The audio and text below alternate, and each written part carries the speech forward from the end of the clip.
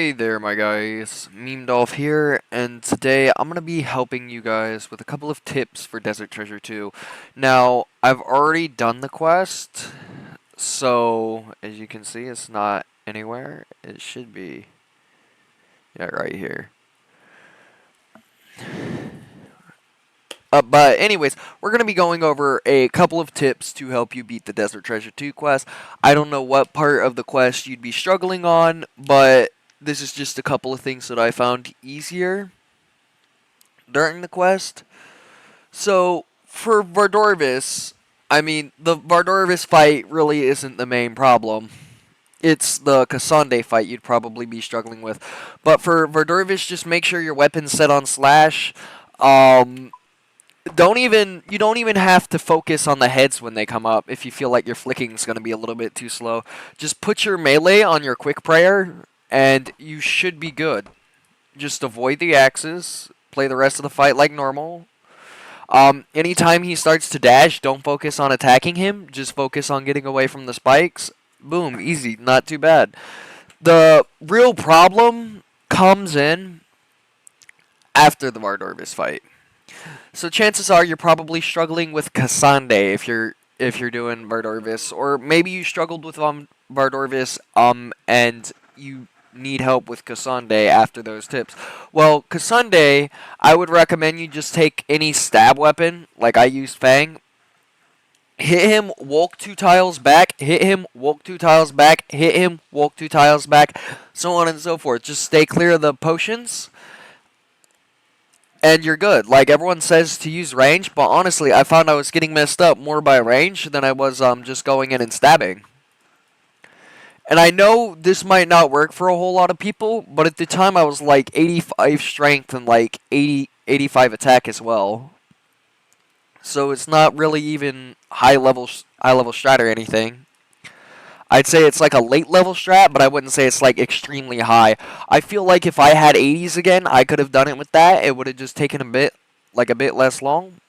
I feel like you could use a whip. It might actually be better because it's got further attack range. But you just kind of want to fight him like he's Verzik Vitter from TOB. Now, the next part of the quest, I believe, was Leviathan. Leviathan is also not really that hard. So, my tips for Leviathan are just stay as close as possible to him. When he tries to shoot the lightning out, doing the special attack.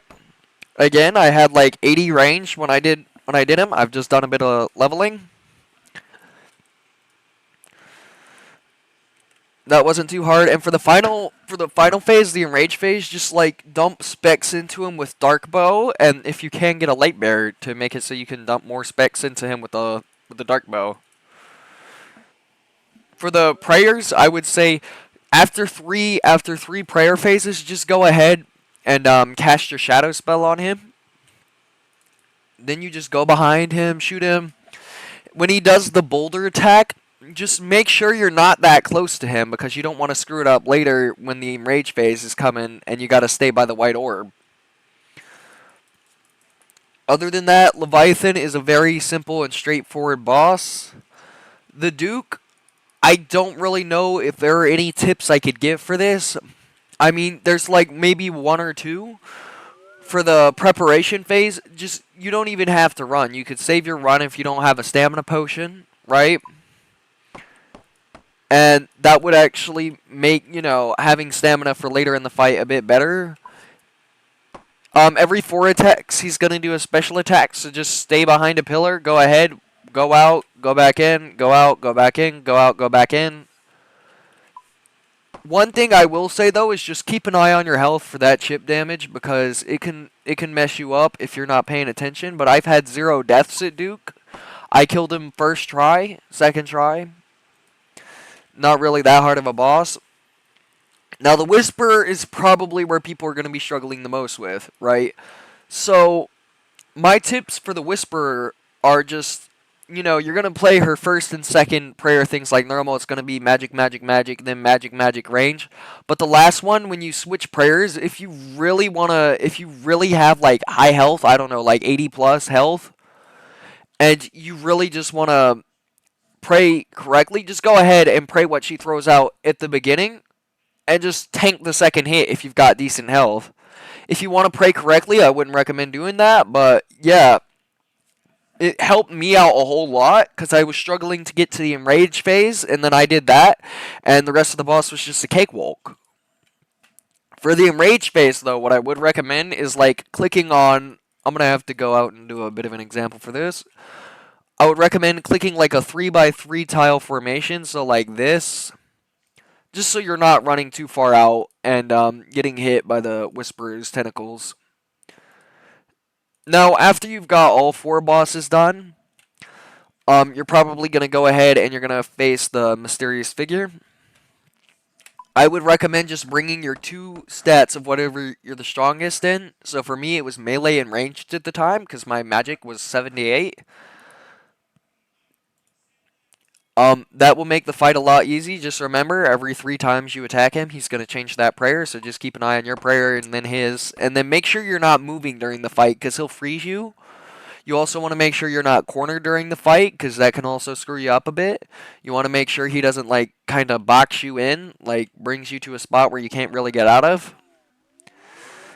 And if you just keep that in mind, it's a very simple fight. Now for the 4 like ghosts you have to fight, I guess you would call them, the 4 like barrel like ghosts, the 4 whites, whatever. You just want to go ahead, use your blowpipe the entire time. Just fight them like normal. Just use a blowpipe. It'll make it a lot easier. Bring like a range potion.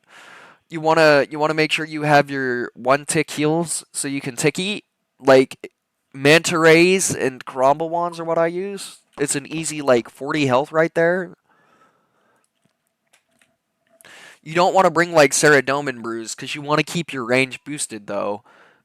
So the only other thing I have to say is if you don't want to destroy the portals, you can go ahead and bring a dragon crossbow for the last fight, and you could try to knock Pearson out and just run around the room with all the leeches following you. You would need like a stamina pot for that though. Either way, that's probably the hardest part of the quest. Maybe the only really tough fight other than the Whisperer, because the Whisperer just kind of sucks all around. But yeah, those are the tips I have for anyone trying to complete Desert Treasure 2. If you guys have enjoyed this video, like and subscribe, leave a comment. I will try and get back to your comments, but I will see you guys later.